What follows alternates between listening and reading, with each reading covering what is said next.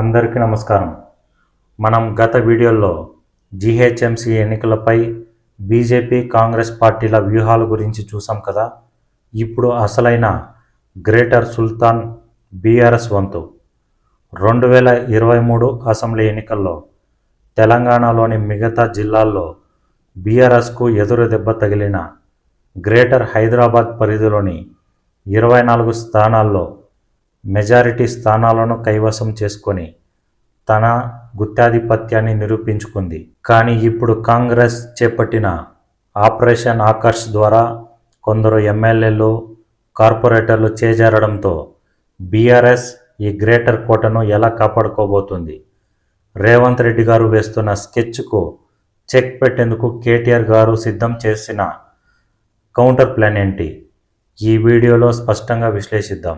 BRS పార్టీకి హైదరాబాద్ కేవలం ఒక నగరం కాదు, వాళ్ళ 10 ఏళ్ల పాలనకు అద్దం పట్టే showcase. KTR IT and municipal మంత్రిగా ఉన్నప్పుడు నిర్మించిన ఫ్లైఓవర్లు, ఎస్ఆర్డిపి ప్రాజెక్టులు, తాగునీటి సరఫరా, లా అండ్ ఆర్డర్ కాపాడడం, ఇవన్నీ గ్రేటర్ ఓటర్లకు బాగా గుర్తున్న విషయాలు.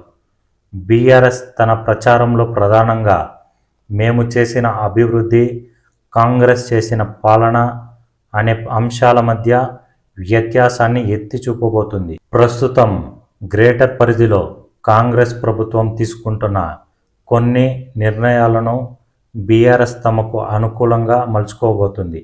ముఖ్యంగా హైడ్రా పేరిట ఇల్లు కూల్చివేతలు, మూసి పునర్జీవం పేరుతో పేదల ఇళ్లకు నోటీసులు ఇవ్వడం వంటి అంశాలపై బీఆర్ఎస్ తీవ్రస్థాయిలో విరుచుకుపడబోతుంది. మేము నగరంలో శాంతి భద్రతలు కాపాడి అభివృద్ధి చేస్తే కాంగ్రెస్ ప్రభుత్వం ప్రజల్లో భయాన్ని సృష్టిస్తోంది అని కేటీఆర్ గారు గట్టిగా ప్రజల్లోకి తీసుకెళ్తున్నారు. కాంగ్రెస్ పార్టీ బీఆర్ఎస్ ఎమ్మెల్యేలను, కార్పొరేటర్లను తమ వైపు తిప్పుకుంటున్న వేళ కేటీఆర్ గారు స్వయంగా రంగాన దిగారు.